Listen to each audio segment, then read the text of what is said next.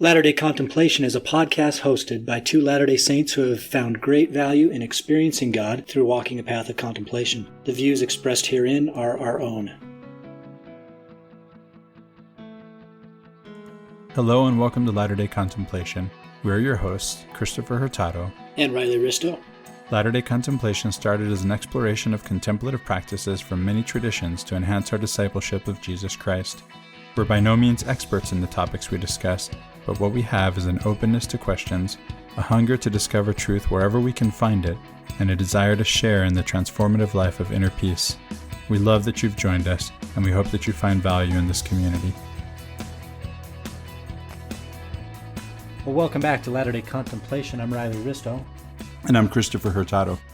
Today, both Chris and I kind of had similar wavelengths here in the idea for the topic of our show. And, you know, we're recording the day after the 4th of July and with all the celebrations and pomp and circumstance that goes along with that holiday. And we were just thinking about how much of that celebration has to do with, you know, warfare and, military victories and all that kind of stuff. And we celebrate with fireworks, which sort of simulate cannons and all that sort of thing. And so we wanted to discuss the idea of peace in America and the history of nonviolence in America and how that might just be as American as, or more American than all of those, the battles and the violence and warfare and all that. Both of us, we're pretty much self-described nonviolent peaceniks. That's how I would, I kind of describe myself that way. I don't want to speak for you, Chris, but. Nice. Well, peacenik? I don't even know what that means, but yeah, I'm committed to nonviolence. Nonviolence is this negative term, so it makes it hard to call yourself something, right? Well, that's where the peacenik comes in. Yeah, that's what I figured you meant. I mean, I'm a peace advocate. There you go. Yeah. But we're not pacifists, right? Because we're active in our nonviolence. Yeah, and actually our last episode was on action, wasn't it? That's right. Yeah. And we have some figures to talk about in American history who were nonviolent, but who were active. They weren't pacifists. Let's begin by just talking about sort of the foundation of the discussion, not only for us, but for perhaps the founding fathers and the people who came from Europe originally to come and settle this place that was already settled by the, native populations, indigenous peoples, but nevertheless came here seeking something. What were they looking for? Well, they said they were looking for religious freedom. They were Christians, and they wanted to practice Christianity in their own way, and they didn't feel free to do that where they lived, and so they came here looking for that freedom of religion. And sort of the root of Christianity is this drama or story of Christ. And Christ, as we all know, but just important to recount, is this figure who did not take on, in a violent way, the occupying force of Rome that had been subjugating his people for however many years. Instead, he creatively and courageously literally took up his cross and became the archetypal symbol for nonviolent resistance, and sort of voluntarily laid down his life to show us the way is not violence. It is rather to conquer violence with love and with courage. And that is the core of Christianity. I wonder if we can all agree on that as Christians. Yeah, I don't know. That's a good question. Yeah, I agree with you. And this idea of Christ as what did you call him? You said he was a nonviolent resistor, right? Yeah, the archetype of nonviolent resistance. Yeah, that makes me think of Dr. King, not Christ.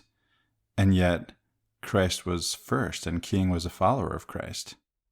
Well, and King is a Christian pastor. He sees it as the core of his being as a Christian to advocate for social change and take actions in a nonviolent way. It's not as if Christ just, laid down his life for no purpose. There was very specific actions that he took that would, ruffle the feathers and really perhaps even provoke the occupying forces and even the conservative elements within his own culture, he did that on purpose. He wanted to provoke. And so I think what we need to do is looking at the example of Christ, try to distinguish between conflict and violence. Okay. So violence is this thing where we dehumanize another person through our actions. Starting with our thoughts, of course. Yeah, of course. But by dehumanizing them or making them quote unquote other or otherizing them, then we make them less than human. We make them less than us. So we have superiority, they have inferiority, and there's this subjugation that we believe is our right. We have a right to subjugate them for our benefits or our aims. Isn't that interesting? Because even the Pilgrims, right? They were seeking this religious freedom, and yet they felt like they could subjugate others. And that really becomes the foundation of where I think America goes wrong. It's not in the ideals of, life, liberty, and pursuit of happiness. It's not that stuff. It's that they pursued that stuff at the expense of others. Yeah, sometimes we think in terms of the end justifies the means, and Christ shows us another way. Yeah, so there's this term that's embraced in Americana, which is manifest destiny, and that's essentially ends justify the means. Right. Our destiny is going to have the approval of God as we manifest it. Because we have this divine investiture as a nation, then everything we do must be right. So there's this idea again of manifest destiny, and the important thing to derive from that is that those who are carrying out all these actions in the name of God believed that the ends were good because they were doing them, not because they were sanctioned in the Bible or something, but just because they were doing them, and they were Christians, so they had to be God's will. And that was this doctrine of manifest destiny. And so as settlers and explorers, pushed across the West and displaced indigenous peoples and used slavery to accomplish much of their conquest, they lost sight of the idea that helped to found this country. I mean, the Declaration of Independence itself references the Bible 5 times, and we're endowed by our Creator, and we have these inalienable God-given rights. Well, but they're apparently just limited to white males. And so it was in the limiting of God's, how do I want to say this? It's in the limiting of our inheritance as children of God to a specific set of people that America starts to go wrong and go off the rails. And so being able to connect what we see today as America with Christianity and saying this is a Christian nation, it doesn't reconcile for a lot of people. It doesn't work for a lot of people because they see the history and it's just not, it doesn't connect. So I'm going to give one example and then I'll let you chime in here, Chris, but there's this famous Nez Perce chief named Chief Joseph the Elder, and he converted to Christianity like in 1855-ish, somewhere in there. And he was able to secure a peace with the American generals and administrators in the I don't know if it had the Bureau of Indian Affairs back then. Nevertheless, he had this peace between his nation and America.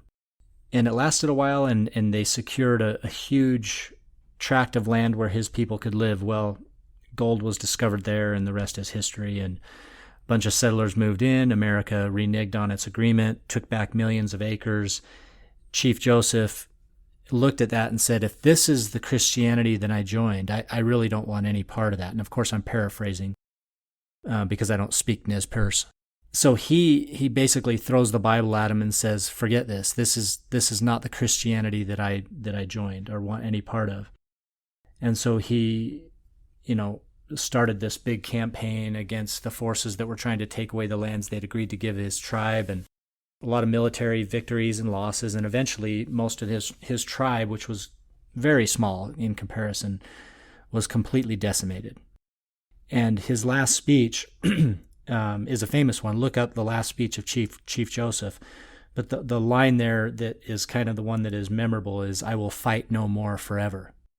And that's essentially saying, I've done everything I can and violence didn't work. And so I will fight no more forever. Wow. And I want to point to Chief Joseph as a true American in the sense of embodying the Christian ideals, and also that kind of fierce independence and codependence with his tribe on God, that they were willing to do the things that he felt was part of being a Christian, and then he was betrayed. And I want to look at Chief Joseph as an example, and we're going to talk about several other what we might call patriotic or true Americans that are outside the tradition of, just the founding fathers and pilgrims. I like that idea. I like that example too. So Christopher, can you think of other figures that we could possibly highlight as we're doing this episode about America, but also about nonviolence? Are there any other figures that come to mind for you? Absolutely, Riley. We've mentioned Dr. King already. We can go into Dr. King a little bit. There's also Henry David Thoreau. There's Frederick Douglass. I feel compelled to go in chronological order, and yet I'm failing. I don't think that matters as much as it might seem. But we do have a tradition in America of Christianity, and of a Christianity that recognizes and validates and practices nonviolence as a core teaching, as the core teaching of Christ. When you mentioned earlier that not only is it true that Jesus was this nonviolent actor, but he was expected, this was to the chagrin of the people who were expecting him, to be a military leader, some kind of military leader, right? Which he wasn't. And this really was, how could you win against Rome, the project of Rome is victory through defeat, right? Through conquering. The Pax Romana, the idea of the Roman peace is to take over the whole world and bring it under Roman law, and now you have peace. And this fails to recognize the other, right? The idea that somebody might not want to live under Roman law, that they might have their own ideas about how to live. And this is why the pilgrims came over, right? They had their own idea of how they wanted to live, and so they wanted to come over here and live their own way, according to their own way of thinking and their own faith and their own beliefs. And so Jesus comes, and what does he do? He wins, not by killing, but by dying, and it makes no sense, right? It makes no sense to the human mind that you could win by dying, that you could conquer through death. And we can do the same in Christ. Well, we always point to the resurrection as kind of the outcome or the ends that justified Christ going willingly to the cross. But I'm not saying it didn't take place at all. I do believe in resurrection. But I guess what I'm saying is, if you took that part out, is it still significant what Christ did, and is it still important? Absolutely. I think it is. Yeah. Yeah, because it's a model. Yeah, it's the way, right? He is the way. He's showing the way. He's the way. Yeah. So there's a modern Catholic mystic named Thomas Merton who we both enjoy reading because he's a contemplative. And he was training one of his, I guess, acolytes how to operate in nonviolent means, so that you could still accomplish things. Because action was an important element of what he did. How could you take actions that would be effective, but still retain that nonviolent strain of Christianity that is the way? And he actually suggested not being so concerned with the outcomes, just doing what's right. Yes. It's like the opposite of manifest destiny. It really is. That's exactly right. That's a really good point, Riley. And we have a contemplative today, Father Richard Rohr. Let's see, Thomas Merton was a Trappist monk. Richard Rohr is a Franciscan monk. But he really is, I think, the Thomas Merton of our day.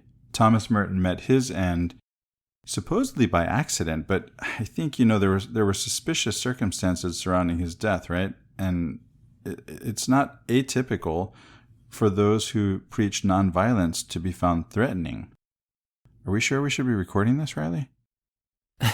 So it really is. I mean, so many nonviolent actors meet their end because violence finds nonviolence threatening. Isn't that interesting? Yeah, and it is interesting because most people, when they think of nonviolence, they think it's ineffective. They always point to that the example of, well, what are you going to do if someone breaks into your home, threatens your wife and children, all that stuff. And there's a total lack of creativity that comes with focusing on immediate or in-the-moment reactions to threatening violence. Right. And so that's where they want to bring the discussion or conversation, is to those rare moments when you have to react in the moment to some immediate threat of violence.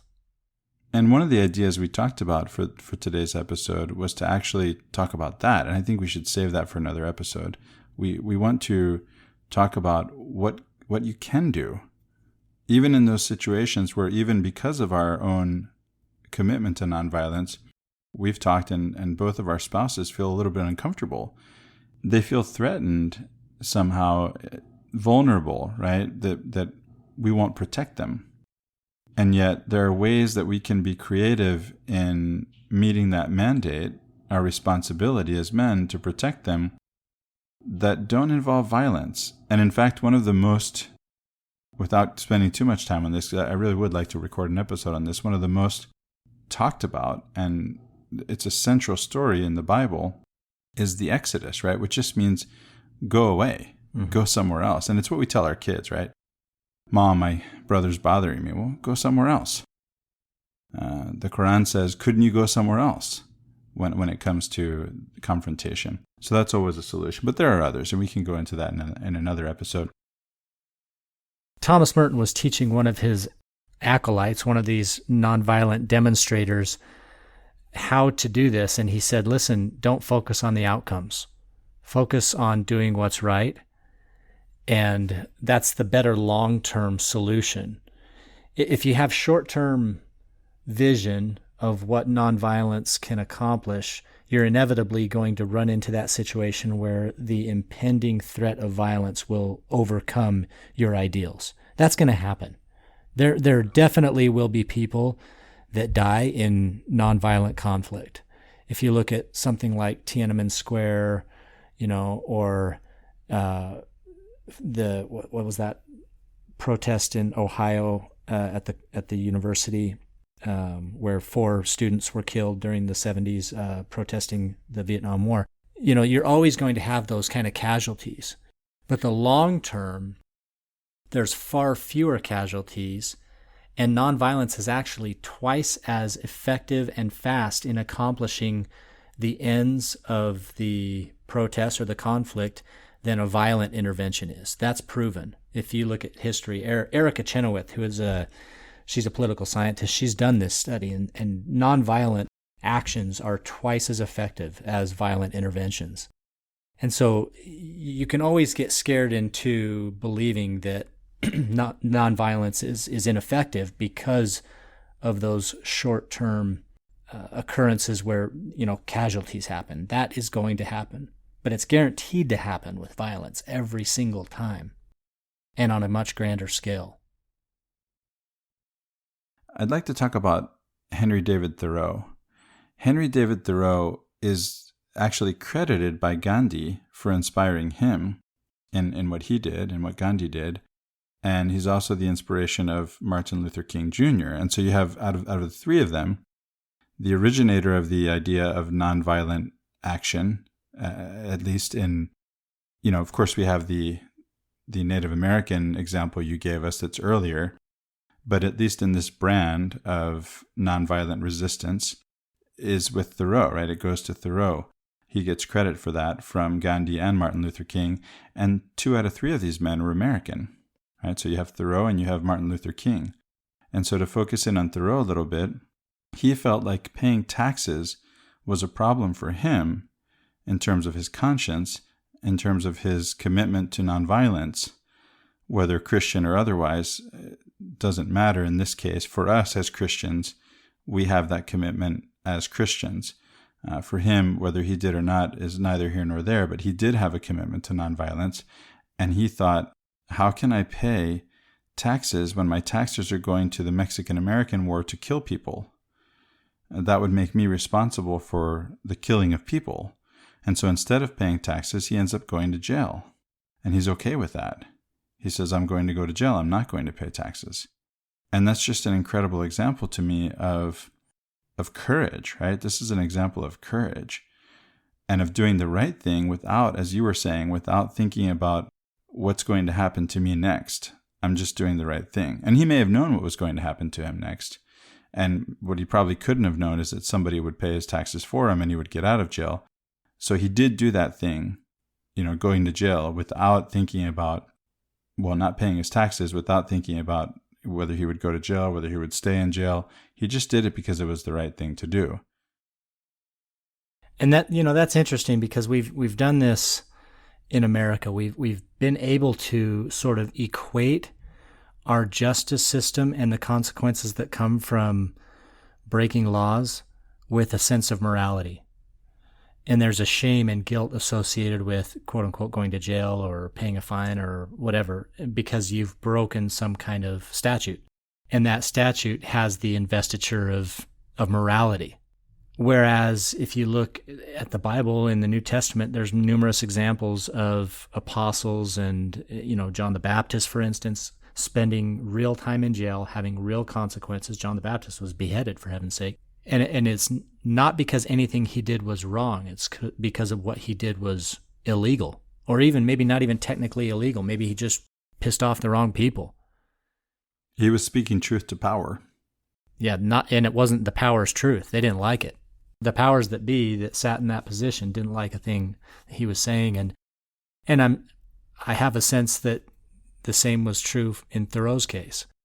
And he looked at it as, I go to jail. It doesn't mean I'm a bad person. It doesn't mean I did something wrong. In fact, I did something right. And so maybe when we look at the example of people like Thoreau or other nonviolent protesters who they believed they were doing what was right and ended up in jail, maybe we need not to equate their consequences with the rightness of their actions. Yeah, there are a couple of ideas that I can bring up that we can maybe go into a little bit at least. So you have the idea from the Stoics that the only thing that is moral, because this is to give a different sense of morality, because if you're going to give up the sense of morality that you have, well, then where does that leave you, right? So here's another idea. The idea from the Stoics, these are ancient philosophers, is that the only thing that is moral is to do the right thing. So to do your duty and doing the right thing is to be moral, and it's not consequentialist at all. It's not the consequences that determine the morality of the action. The morality of the action is determined by whether or not you do the right thing. And so acting in the way Thoreau acted was very much a Stoic way of acting.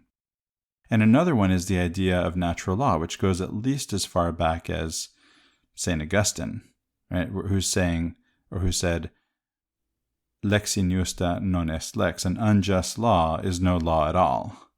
And so it's not the legality that matters in those laws that man makes, but rather this higher law, which is what is right and wrong, which are the dictates of our conscience and the commandments of God, who has given us a morality to follow in the scriptures, right? Well, the greatest irony of all of this is that the founding fathers and all those freedom fighters were all lawbreakers. And yet we look at the law today and say, oh, you better not break that because you'll go to jail, which means you're not a good person. Yes. And yet they were also all natural law, I don't want to say theorists. They all believed in the natural law as higher than man-made law. And yet they went wrong in some sense, right? The intentions, as you pointed out, are good. But the practice, I think there's two problems, right? One you've already mentioned, and that is thinking that those rights don't apply to everyone, right? That not everyone has those same rights, whether it be because they're Black or whether it be because they are Native American.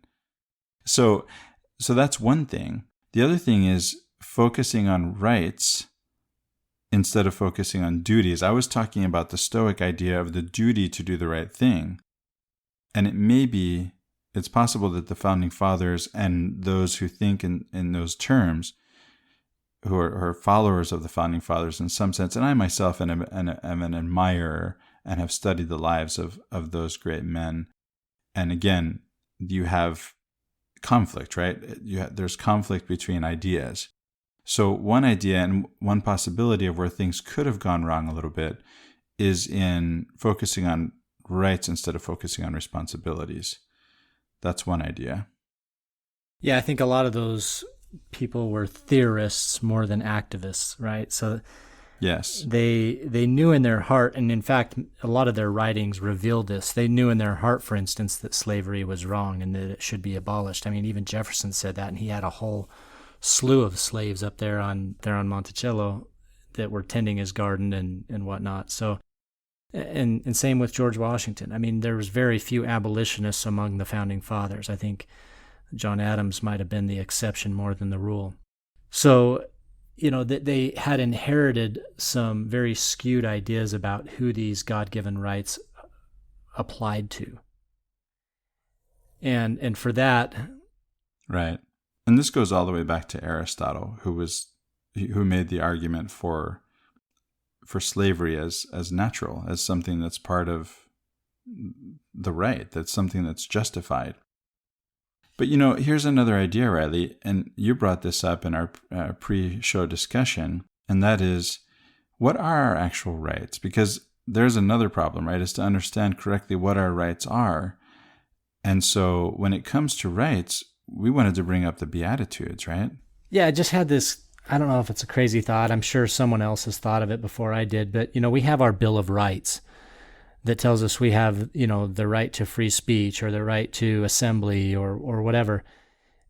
We already had a sort of Bill of Rights in terms of our inheritance from God. And it's really already contained in the 8 Beatitudes. And we like to talk Beatitudes a lot because it's really central to the Christian theology. He embodied and lived the things that he taught in those Beatitudes. And the way they're taught is to essentially tell those people, it's not an if-then statement necessarily, it's always that you are already comforted. You have already been filled. The kingdom of God is already within you. And so he's telling them, he's telling his disciples, these are your inheritances. As children of God, this is your reality, your present reality. You have only to wake up to it. Now, he may have told them this is how you wake up to it, shedding identities, mourning with others, operating in a spirit of meekness, desiring to be filled with the Spirit. These are the ways to awaken to your present reality, but the reality is already present. So we can say that these Beatitudes, these blessings, are our rights as children of God, right? Yeah. That's an interesting idea, Riley. I'd actually never thought of that. It makes perfect sense. And if you expand, because the Bill of Rights is part of the Constitution, it's just an enumeration, right? But if you expand the idea into the whole Constitution, then the Beatitudes are just a part of the Sermon on the Mount, which comprises our Christian Constitution. It occurs to me that we haven't really brought up what's contemplative about all this. Yeah, for me, it's just thinking through Let's go into that. What America represents for me. So, while we might celebrate one way of being an American or what we think it means to be an American, my thought process is trying to throw that on its head a little bit because that really doesn't speak to me. the traditional way of being an American doesn't really speak to me. But the way of a Dr. King or a Thoreau or Chief Joseph, those are more American to me than the history of subjugation and manifest destiny and that sort of thing. Right. For me, Riley, another idea is just noticing, because contemplation is about noticing, right? It's just noticing how much of my identity might be wrapped up in some of the stories, not the ones that you shared, that we've shared here, that I think are really good examples, acknowledging, of course, that even the men that we've talked about were imperfect. And so no person is two-dimensional, right? They're not flat. And this is something that I really recommend. I love reading biography, and I recommend reading biography. And this is part of my children's education. As a homeschool dad, I've assigned them to read biographies to understand that people are complicated, right? We are complicated. And so we are going to have our failings, and yet there are principles, and there is courage, there are virtues in action, and there are examples, and there are moral failings too. But for me, one of the things that's contemplative about this conversation is to be able to think in terms of, when am I really acting from where my core identity is American, from my schooling, from my culture, from my context, and when is it Christian? When am I coming from a place of, I'm Christian, and therefore this is how I should act? And do I conflate the two? Do I know how to distinguish them? Do I notice when I'm being one thing or the other? What is my true identity? What is my false self? What are the identities that I need to empty myself of, to use the beatitudinal language again, so that I can be filled with the Spirit, so that I can be filled with a true identity? These are contemplative questions to me on this matter. Well, I love that. Let's go down that rabbit hole a little bit. If we were to set up a sort of Venn diagram to see where these so-called identities line up or overlap. So you've got a Christian bubble and you've got an American bubble. And for American, we're going to go ahead and say America is what people, in a majority sense think it is, with all the patriotism and rights and all that stuff, and the light to the rest of the world and all that. Revolution, manifest destiny, all of that, right? All that stuff. And it can right? even include all the examples we've given too, right? All of that's part of it America. Should. Yeah, that's where we want that Venn diagram to see, where is the overlap? Right. Where is the overlap of understanding what America is and what Christianity is? So we can look to the New Testament life of Christ and the things he taught and say, this is what Christianity is. And if you were to boil it down to a few things, what would you say those are? Well, the core of the teachings of Christ really are in the Sermon on the Mount. I wonder if we can say, Riley, because of what you're trying to do with this Venn diagram, that we can just bring this out up front, is that not everything that is American is going to be Christian, that the overlap won't be complete, right? It won't be total. Exactly. And so this is a contemplative exercise that we're setting up here that's designed to have us think about and contemplate and to notice what in our identity as Americans may not be Christian, right? That's full disclosure. Exactly. And I'm going to do this right now. I've got my little notepad next to me that I use to keep track of things. And I'm creating two bubbles. And in one of them, I'm labeling it Christian. And the other bubble, I'm labeling American. This is a great thought practice for somebody, a contemplative practice, to sit through this and really diagram out what are all the key terms that one thinks of when they hear the word American. Well, they think of freedom. And Riley, this isn't something that we can, our whole idea here is inspired, for this episode is inspired by the 4th of July, but we can do this with any and all identities. This is a great exercise. We can compare we really should. Yes. We can compare our identities, whatever other identities we have, with our Christian identity and find out where there's dissonance and where there's consonance. Perfect.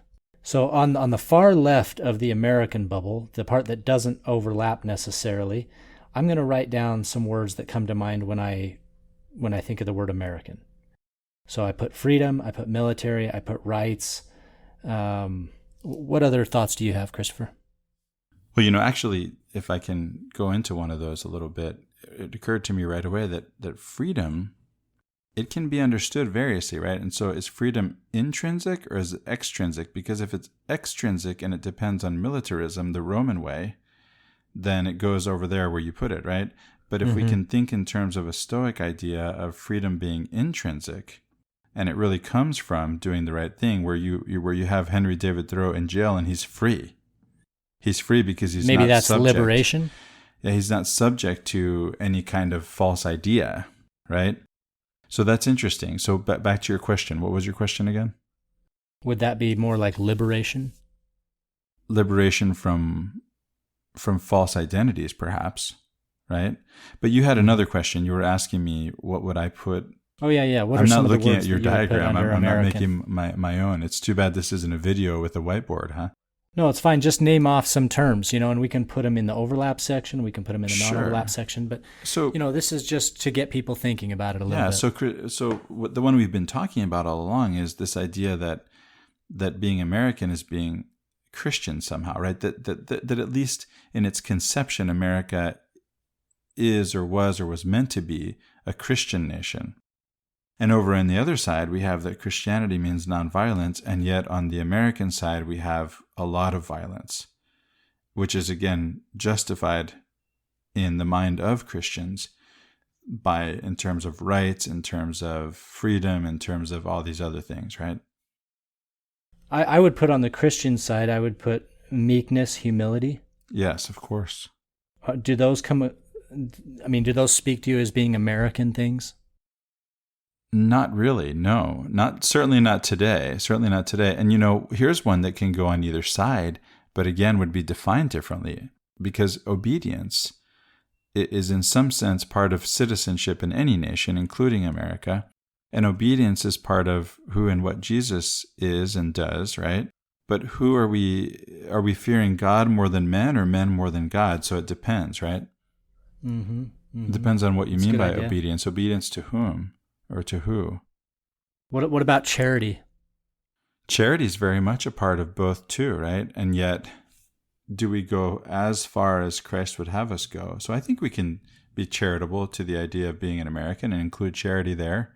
And it's certainly on the side of Christ. And then the question becomes, how charitable are we? Do we really go far enough as Americans?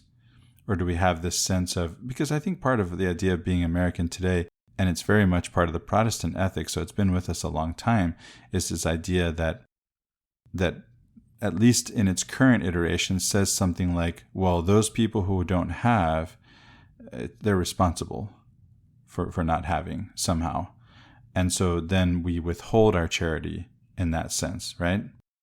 That's something that's part of being an American today, and that's not really the Christian way. So I think that the outcome of this that could be really beneficial is to find all of those overlapping areas. So we identified charity as a possible overlapping. I think most Americans are pretty charitable people. We are willing to help out their neighbors. I think most Americans and Christians are pretty obedient by nature. And we just need to find out, like you said, what are we obedient to? Who are we, who is our master in that sense? We talked about rights, like the Beatitudes, if we're really boiling down the rights to a sense of responsibility for loving and caring for our neighbor, well, those type of rights are both American and Christian, or yes, could be construed as such. And then you mentioned freedom as well. Yeah, and when it comes to our charity, again, are we being charitable enough? Now, Americans are charitable. I remember a study that was presented to me at BYU as an undergraduate student. I attended some kind of symposium or colloquium or lecture where some men had done some research, some scholars had done some research, and they found that even though we are taxed, because we're heavily taxed, it's interesting how our whole revolution starts over what is really a comparatively small tax, and now we have, counting all our taxes, adding them all up, about 50% of our income goes to taxes. And so even with that, Americans give. these scholars presented evidence that said that they actually found surprising. They had to be honest as scholars in presenting the data and what it actually says, and that is that as Americans, even after we're taxed heavily, we are generous and giving and charitable, and that's a beautiful thing. And yet, we still have to ask ourselves as Christians, and especially because that's about Americans in general, I have to ask about myself. Am I being charitable enough? Can I be more charitable? Do I have some of these ideas of Americana that actually run contrary to Christ's teachings, that hold me back from being more charitable? These are the questions we have to ask ourselves. So if we're going to equate America with our Christian identity and basically say America is a Christian nation, then we really need to focus on this overlapping area.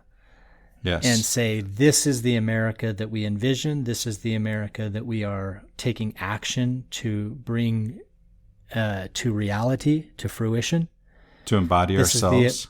Exactly. This is the America that we're willing to take and stand into conflict. And not to die for, Riley, but to live for. To live, well, or both, right? I mean, if the conflict that you're in is for this America of courage, bravery, rights of the many, obedience to God, charity for our neighbors, peace, if that's the America that you want and it causes conflict with the powers that be, you have to be willing to stand in that place.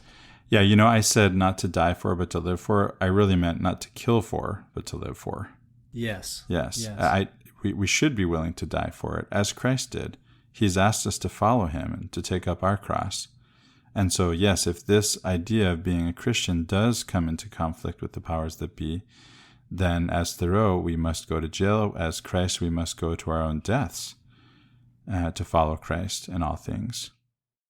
And of course, there are many steps in between, and we don't have to necessarily go to jail. We don't have to necessarily die, but we do have to do the right thing, and we have to be willing to do it without thinking about whether or not we will go to jail or die.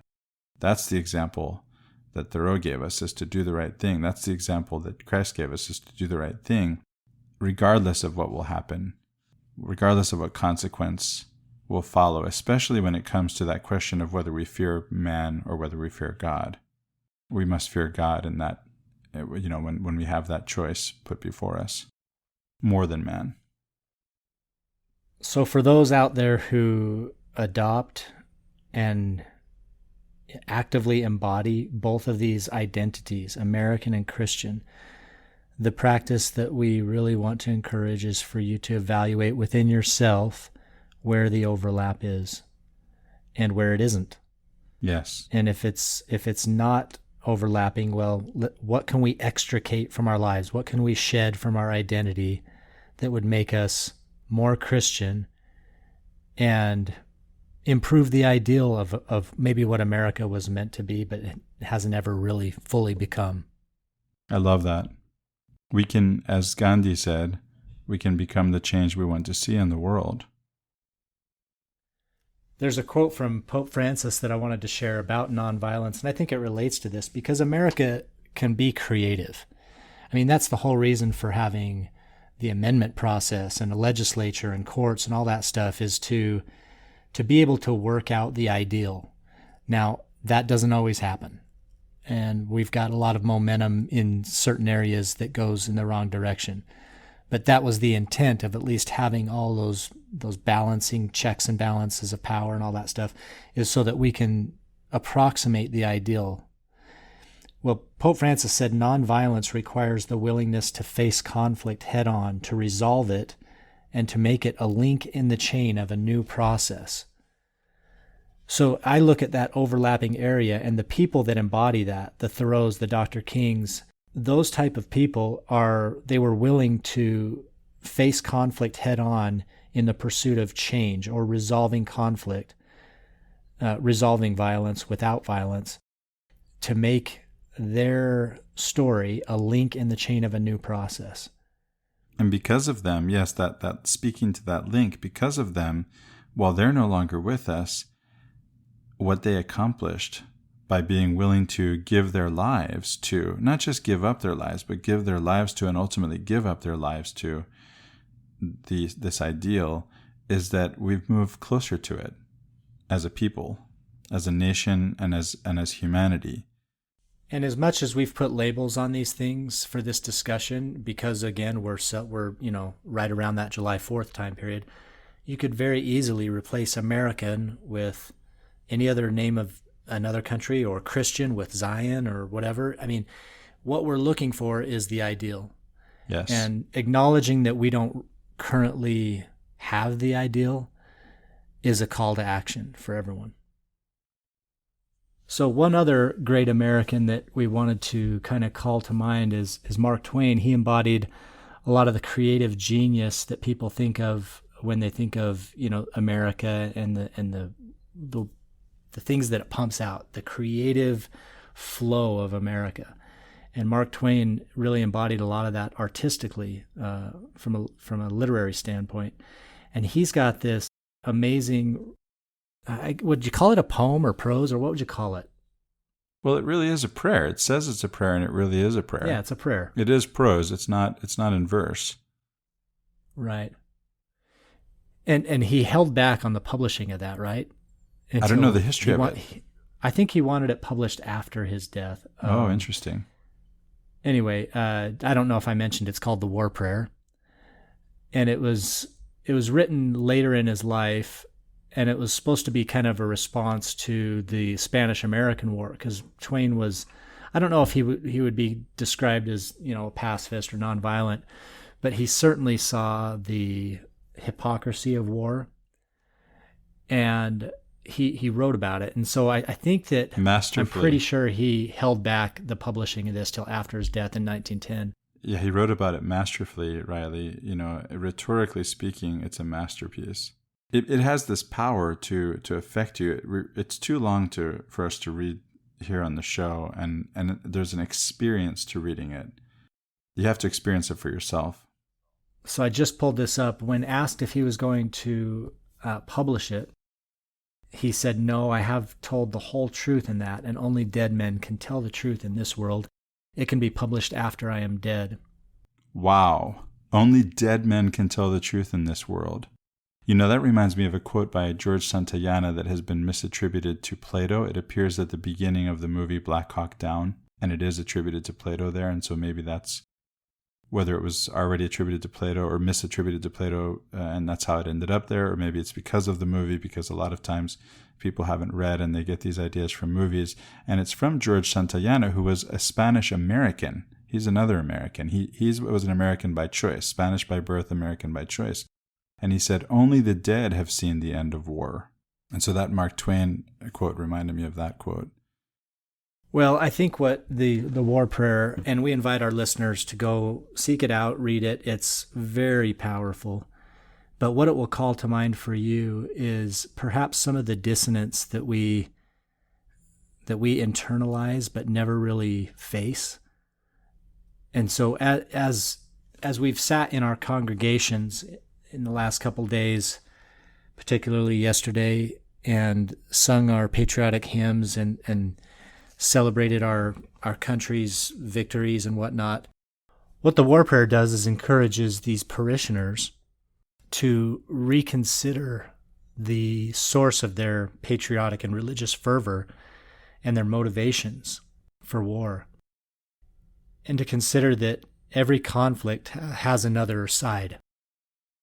And so he goes into sort of some grisly details describing what they're really hoping for in praying for victory for their side.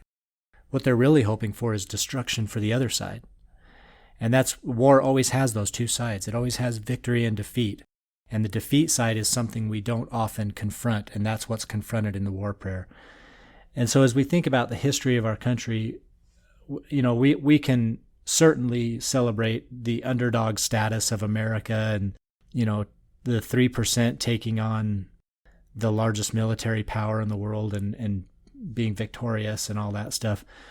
But we have to also acknowledge the last, century of conflict and warfare that we've been involved in, where we've been not the, oppressed minority or whatever, but we've been the overwhelming superpower in a lot of those conflicts. And there's another side to that.